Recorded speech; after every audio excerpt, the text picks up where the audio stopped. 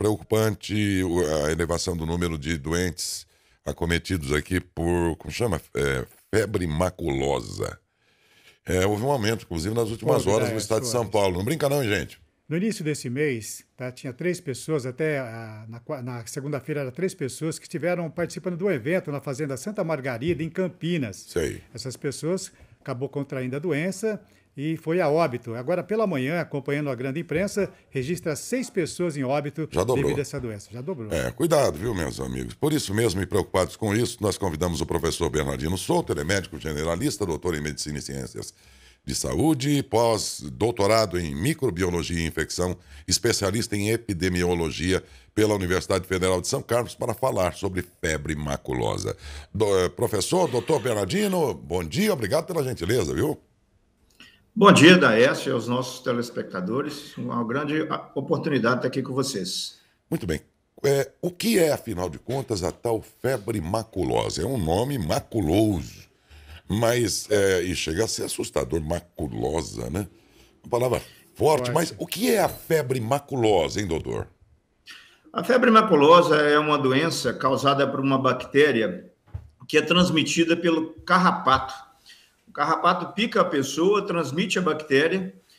Em torno de 2 até 14 dias depois, a pessoa pode começar a ter um quadro parecendo uma gripe.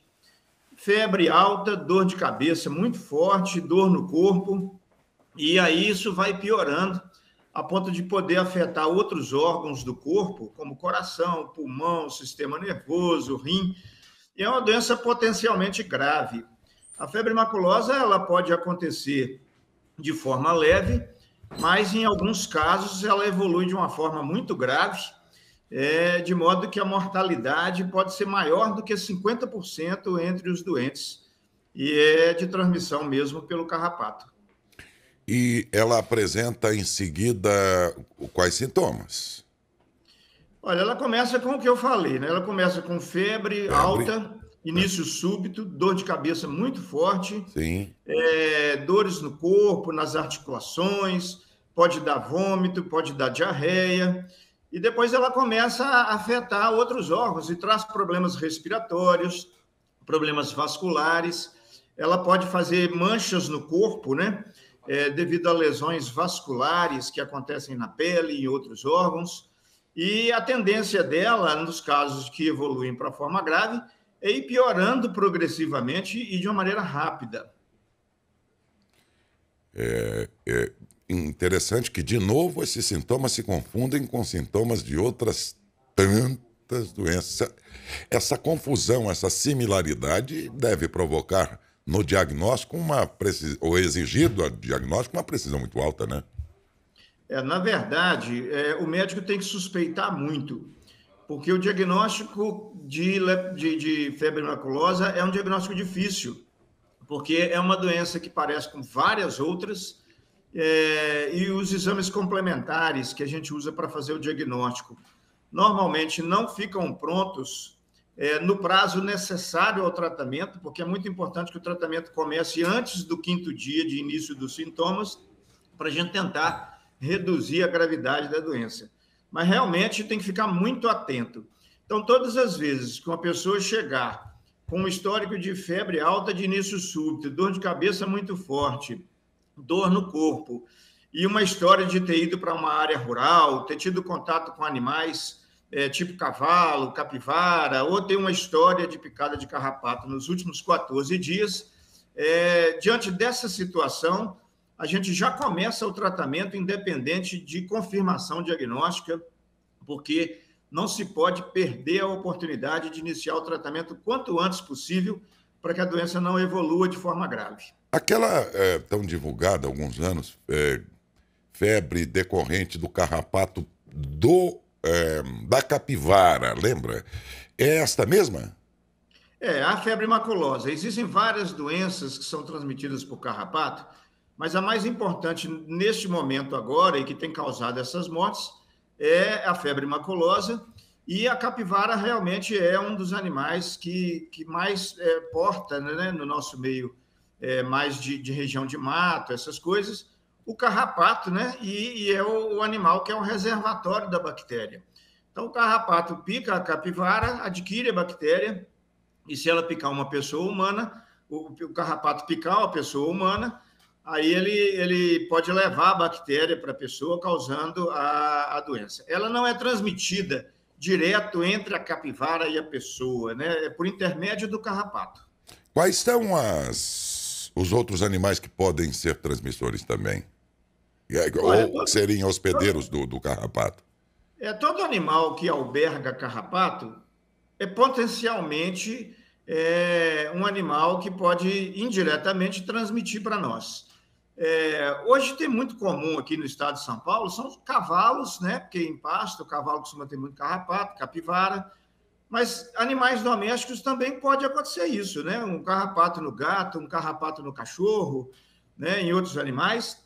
Se esse animal estiver infectado pela bactéria e aí o carrapato se infectar com ele, poderá transmitir também para a pessoa humana, mas é sempre via picada do carrapato, né? Nunca é uma transmissão direta de um animal para outro, né? A ideia que se tinha de que esse carrapato ele era diferenciado, uma variedade de carrapato. Aí eu comecei a ter a impressão agora, eu queria que o senhor esclarecesse, que todo e qualquer carrapato pode ser o portador dessa doença? Em termos práticos, a gente assim recomenda, porque é muito difícil a gente olhar para o carrapato e identificar, né?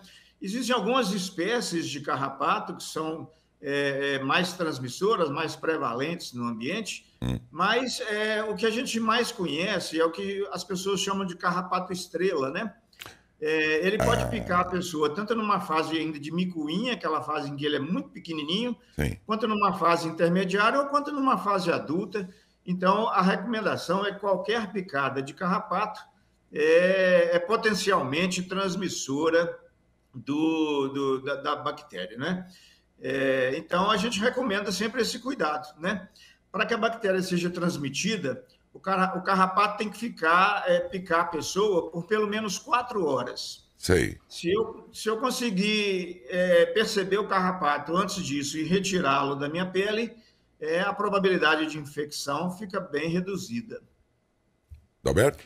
Doutor, acompanhando, é claro, o que voltou agora a falar a respeito dessa febre maculosa, acho que mais ou menos uns 8 anos atrás, nós tivemos também casos na proximidade de Campinas, por Atibaia. Foi comentado na época também morte de uma pessoa. Foi mesmo. Agora volta novamente na região de Campinas, com essas 3 mortes que nós tivemos aí na segunda-feira, no início desse mês. Hoje pela manhã já chegou a 6 casos com suspeita, 1 confirmado e os restantes com suspeita dessa febre maculosa. E o senhor acabou falando a respeito do carrapato. A gente percebe que, como o senhor falou, também é mais na área rural que acontece isso. Então os cuidados têm que ser na área rural. Mas como o senhor falou também, qualquer animal pode pegar o carrapato, como o cachorro, por exemplo, que pode, nessa área rural, vir com esse carrapato para a cidade, para a sociedade. Tem que ficar atento, então, com isso. Tem que ficar atento, porque como o carrapato é um parasita, né, que vive mais em áreas de mata, essas coisas, então é mais comum mesmo em áreas mais rurais, onde tem capim, onde tem outros tipos de gramíneas, e animais onde o carrapato pode se alimentar. Mas nada impede, né, que pessoas que moram um pouco próximas dessas áreas, ainda que no meio urbano, também estejam expostas ao risco da febre maculosa, né? E nesse caso, doutor, no caso do carrapato, existe um tempo dele ficar sugando ali o sangue da pessoa para ser contaminado? Se for uma questão rápida, dá para eliminar e evitar essa febre? Ou como que funciona? Tem tempo, o carrapato fica vários tempos ali, tem que ficar, ou se for de imediato e tirar o carrapato do corpo da pessoa, ela se livra dessa doença? Olha, quando o carrapato pica a pessoa, ele consegue transmitir a bactéria se ele ficar ali picando a pessoa por mais de 4 horas. Quando o carrapato pica a pessoa por um período menor de 4 horas, em geral, ele não consegue, nesse prazo, transmitir a bactéria. Então, se a gente identificar um carrapato no corpo e em menos de 4 horas que aquele carrapato está ali, eu conseguir retirar, aí eu reduzo muito a chance de eu adquirir a febre maculosa. 4 horas? Exatamente, 4 a 6 horas. Menos que isso, não consegue tempo de contaminação? Menos de 4 horas? Exatamente. Quando o carrapato fica no meu corpo por menos de 4 horas, ele não consegue ser efetivo na transmissão da bactéria. Nesse caso, desculpa o que eu vou dizer agora, mas o Aedes aegypti é muito mais eficiente que um simples contato, ele já transmite a dengue, né? O Aedes aegypti é imediato. Picou, transmitiu. O carrapato é mais lento o negócio, ele tem que se abrigar no sujeito mesmo ali. Mas 4 horas um bichinho desse aí picando o sujeito também, dá para perceber, não dá não, doutor? Olha, nem sempre, viu? Às vezes a picada é muito leve, o carrapato é muito pequeno, está numa localização do corpo que a gente às vezes não presta muita atenção, e aí acontece a distração, e quando a pessoa vai ver, já está com uma coceira, já está com uma lesão maior ali, o carrapato já está ali há mais de 4 horas, e aí a doença transmite, né? Já fazia tempo que ele estava ali sugando o sujeito, a hora que ele percebeu, já era tarde demais. E pra gente. Bom, é o caso de chamar atenção para quem tem, ou ainda que não seja um convívio diário, mas frequentemente vai a sítios, fazendas, em locais, enfim, que aproximam as pessoas aí desses animais aí que são hospedeiros desses carrapatos. Ou na área urbana também, o carrapato aparece na área urbana? Sim. O que a gente recomenda é que as pessoas... se elas tiverem que ir para áreas rurais ou áreas de mata, né, que elas evitem, mas se tiver que ir, que elas usem roupas claras, de manga longa, calça comprida, calçado fechado, luva, que ela se proteja e que ela fique observante, né? No caso de ela perceber qualquer coisa na pele, o uso de repelente, em alguns casos, também ajuda um pouco, mas é prestar atenção para não ter contato com o carrapato e, se tiver, observar isso o quanto antes para retirar o carrapato antes que complete 4 horas que ele está ali na pele. É muito importante, na hora de retirar o carrapato, retirar com cuidado para não explodir o carrapato, né? Não espremer o carrapato e vazar sangue do carrapato ali. Porque, vamos supor, se já tiver uma feridinha ali e aí vaza sangue do carrapato em cima da ferida, isso também aumenta a chance de transmissão da febre maculosa. Então, é importante ter esses cuidados. Tendo esses cuidados, a gente consegue razoavelmente evitar, né, o risco de contrair a bactéria. Nós estamos falando de alguns casos da febre maculosa no estado de São Paulo, mas vamos lembrar que em todo o país já são 50 e poucos casos registrados, 49 pelo menos registrados, e de pouco tempo para cá. Eu pergunto ao senhor, com toda a experiência que o senhor tem, isso é uma tendência de aumento? É uma situação contida de uma estação climática aí? Olha, a febre maculosa, ela é endêmica, ela existe sempre, mais ou menos o número de casos vem se mantendo, oscila um pouco para mais, um pouco para menos no país inteiro, mas principalmente na região sul e sudeste do país. A região sul e sudeste, no caso da região sudeste, o estado de São Paulo sai na frente, é o estado que mais tem febre maculosa no país. O segundo estado é o estado de Santa Catarina. Sempre teve febre maculosa, e normalmente entre junho e dezembro, a época de maior sazonalidade da febre maculosa, porque está relacionada ao ciclo de vida do carrapato, né? Mas a gente sempre teve febre maculosa em números relativamente estáveis e um pouco oscilantes, aumentando sempre nessa época de junho a novembro. Como a febre maculosa ela não transmite direto de uma pessoa para outra, ela não faz epidemia, tipo aconteceu com a Covid, né? Mas a gente tem que ter muito esse cuidado, porque sempre nessas épocas do ano, aí, de junho a novembro aproximadamente, a gente vê um aumento mesmo do número de casos de febre maculosa no país inteiro, especialmente nas regiões sul e sudeste, e no sudeste, então, é o estado de São Paulo o estado que mais tem. Doutor, bem a propósito e puxando o gancho aí da citação que o senhor fez à febre, aliás, à Covid, e eu me lembrei de quantas entrevistas o senhor nos proporcionou durante a pandemia, o que foi uma grande contribuição para os nossos ouvintes e tudo, naqueles momentos todos. Eu vi outro dia um médico do Emílio Ribas, que se tornou, esse hospital em São Paulo, uma referência muito importante no tempo da pandemia ali e tal, né, o Emílio Ribas. E ele é médico intensivista lá. Ele falou, olha, nós não temos nenhum... Olha, num dos centros mais importantes na época da pandemia para tratar doentes de Covid, esse médico agora, eu não tenho nenhum paciente internado no hospital com Covid. Que coisa essa pandemia, né? Que acho que assusta até mesmo vocês que convivem na pesquisa aí, né, doutor? Realmente é uma situação preocupante, né? Muitas vezes nos pega de surpresa, né? Como foi o caso dessa pandemia da Covid, foi a pandemia de gripe em 1918 e outras pandemias ainda virão, né? A gente precisa estar preparado, né? Organizado para o enfrentamento dessas situações. Felizmente, né? A Covid melhorou muito o cenário epidemiológico da Covid, embora ela agora continue como uma doença como a gripe, né? Existe entre nós e não vai embora nunca, sempre tem casos de gripe e alguns casos ainda morrem de gripe. O mesmo deve acontecer com a Covid daqui para frente, mas nós deveremos ficar sempre atentos, porque a qualquer momento novas epidemias poderão surgir da mesma forma como foi a da Covid. Que coisa, não, gente?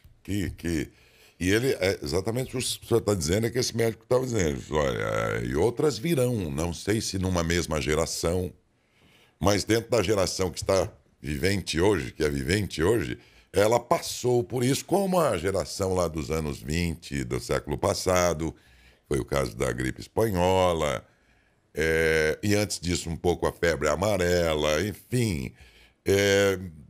De alguma maneira, todas as gerações experimentarão lá num belo momento, ou num péssimo momento, por sinal, uma pandemia dessa. E nós passamos, foi a nossa vez, nós que estamos aqui vivos hoje, enquanto tantos outros não resistiram, né? Mas ele está dizendo exatamente o que o senhor está dizendo. Com isso aí acabou na história da humanidade nunca mais? Não, outras virão, mas não sabemos a que tempo. Mas, de alguma maneira, todos os que viverem vão passar por uma experiência dessa de alguma forma. É bem o que o senhor estava dizendo mesmo, doutor. É verdade, né? Essas epidemias elas acontecem a cada período em função de várias contingências, né? Alterações genéticas dos vírus, modos de vida em sociedade e várias outras questões influenciam esses fatores e a natureza está sempre num processo dinâmico de atualização, de mutação, de readaptação dos seres vivos à natureza. E nesse processo, em alguns momentos, as relações entre os seres vivos se tornam conflituosas e aí essas coisas podem realmente acontecer. Muito bem, de sorte que essa pandemia veio, comparada à anterior de grandes proporções, à gripe espanhola, de sorte que ela veio 100 anos depois e encontrou uma ciência, né, muito bem preparada também aqui entre nós, né? Eu acho que teve essa vantagem, né? Encontrou a ciência bem mais desenvolvida, mas a gente precisa refletir um pouco sobre a sociedade, né? Porque a impressão que a epidemia deixou é que, do ponto de vista social, a nossa evolução em 100 anos não foi muito grande. Não foi, porque as dificuldades sociais, políticas e outras para o enfrentamento da pandemia foram bem parecidas com as das de 1918, embora o avanço científico tenha sido muito maior. Muita gente apostava nessa parte social e de convivência, né?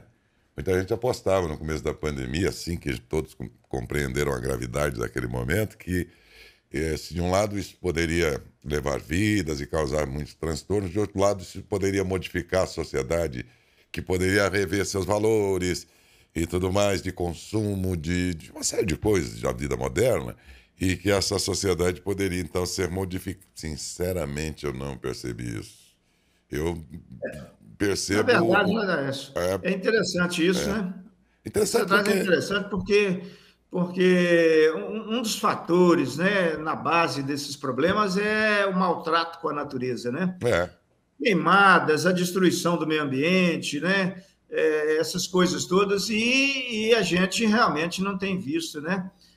Um progresso significativo nisso, mesmo agora no pós-pandemia, né? Então, isso realmente é uma situação preocupante nesse aspecto. É verdade. Mas, doutor, algo mais importante a dizer ainda sobre, voltando à febre maculosa, e que talvez o senhor não falou porque nós não perguntamos, deixamos de fazer uma pergunta importante? Olha, a febre maculosa, né, é uma doença tropical, né, como várias outras que estão relacionadas a questões de natureza ecológica, né? Então, a relação das pessoas com a natureza, com o meio ambiente, tudo isso influencia no ciclo de vida do carrapato, dos outros animais. É uma coisa muito importante que a gente tem observado, quando a gente fala em zoonose, né, ou zooantroponose, ou seja, doenças que são dos animais e doenças dos animais que se transmitem às pessoas, seja por via direta ou indireta, é muito comum a gente ver pessoas matando animais para tentar combater a pandemia, né? Quando falou que a febre amarela, o macaco, tinha alguma coisa a ver com isso, teve gente que saiu por mata fora matando macaco. Quer dizer, não façam isso com as capivaras, não façam isso com os cavalos, porque eles não são os culpados. A eliminação deles poderá, inclusive, até piorar a situação da febre maculosa. Então, vamos continuar cuidando dos animais, respeitando a natureza e usando os outros meios técnicos e científicos que nós conhecemos para evitar e tratar a doença, mas não eliminando os animais que nós vamos fazer isso, né? Então, todo mundo agora vai ouvir dizer que a capivara tem alguma coisa a ver com febre maculosa, aí alguém já vai querer ir para o mato matar a capivara. Não façam isso, porque isso pode piorar a situação. Perfeito. Deixa eu aproveitar que o doutor está aqui com a gente. É claro que o assunto é outro, doutor, mas é da sua área também. Nós estamos entrando agora num período muito importante que começa o quê? O resfriado, gripe, que é a mudança do tempo, isso é normal. E nós temos também uma campanha de vacinação no Brasil. E essa vacina não está conseguindo atingir o objetivo. Nós temos casos de morte de pessoas que voltaram a falecer por falta de uma vacina. Por quê? Porque não tomou, a vacina está disponível. O conhecimento que o senhor tem, doutor, a respeito dessa vacina, as pessoas hoje sentem insegurança em tomar essa vacina contra a gripe, que é importante principalmente para crianças e adultos, ou pessoas mais de idade também, né, no caso. Aqui no Pronto-Socorro de Matão, a gente teve um levantamento durante a semana passada, aumentou os casos de pessoas que procuram com sintomas gripais, crianças e também pessoas idosas. Eu gostaria que o senhor falasse um pouco dessa vacina, da importância dessa vacina e se ela é segura. Olha, a vacina contra a gripe é uma das vacinas mais seguras que nós temos, né? Então, ninguém precisa ter preocupação ou medo em relação à vacina da gripe. E é uma vacina muito boa, porque ela evita mortes por gripe. Mesmo que em alguns casos a pessoa ainda possa ficar gripada, vai ficar gripada numa forma leve da doença, né? Então, é indispensável que todas as pessoas que tiverem a oportunidade de se vacinar contra a gripe, que se vacinem todos os anos, porque o vírus muda a cada ano, e aí a vacina muda junto para poder cobrir as novas mutações, mas é indispensável que as pessoas tenham vacina, e não só a vacina da gripe, todas as vacinas que são oferecidas pelo sistema de saúde, é importante que todas as pessoas tomem essas vacinas, porque se hoje nós vivemos 80, 90 anos, as vacinas colaboraram para isso, porque antes de ter vacina no mundo, dificilmente alguém passava de 40 anos de idade, né? Quando não existia vacina do tétano, qualquer pequeno machucado poderia matar a pessoa de tétano, e hoje a gente quase não vê falar mais em tétano, por quê? Por causa da vacina. O sarampo é uma doença que pode matar e também pode causar sequelas nas pessoas, e a vacina contra o sarampo é altamente eficaz, e ela evita definitivamente da pessoa ter o sarampo ou ter a forma grave da doença. A mortalidade infantil, né? Antigamente a criança morria igual passarinho quando não tinha vacina, e hoje com vacina isso não acontece mais. Então, nós precisamos tomar vacina, não só da gripe, mas todas as outras vacinas que são oferecidas pelo sistema de saúde. Além da questão das crianças, vamos lembrar também dos adultos e da terceira idade, porque a medicina, a ciência evoluiu, permitiu que a gente viva mais, mas, no entanto, o nosso organismo sempre estará num estado degenerativo, né, doutor? E com isso, estamos experimentando doenças que há 50 anos atrás as pessoas não chegavam à idade em que essas doenças se apresentam. E agora a gente chega lá, mas também por isso a gente dá de frente com elas, né, doutor? O calendário vacinal brasileiro, ele tem um calendário que é para criança, ele tem um calendário para adolescente, tem um calendário para adulto, tem um calendário para gestante e tem um calendário para idoso. E a gente só lembra do calendário da criança, mas é importante fazer para todo mundo, né? Então, todas as pessoas, quando forem a um serviço de saúde, eu sugiro que elas perguntem ao serviço de saúde, olha, o meu calendário vacinal, eu quero colocar ele em dia, né? E que o serviço de saúde também faça essa oferta sempre que atender alguém, né? Então, é muito importante a gente lembrar disso e não perder a oportunidade de vacinar, independente da faixa etária, tem uma vacina que é importante para você.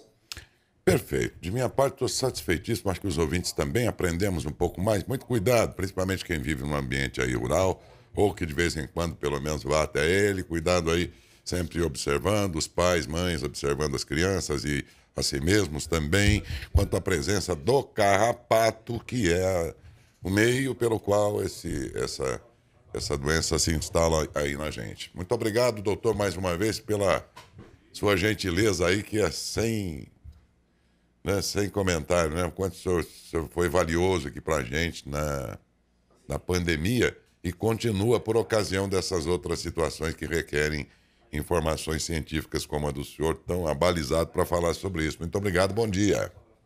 Bom dia, eu que agradeço e homenageei vocês por uma reportagem dessa de utilidade pública. Com certeza. Muito bom, muito obrigado. Muito obrigado, doutor. Falamos com o doutor Bernardino Souto, ele é médico generalista, doutor em Medicina e Ciências de Saúde, pós-doutorado em Microbiologia e Infecção, especialista em Epidemiologia na Universidade Federal de São Carlos.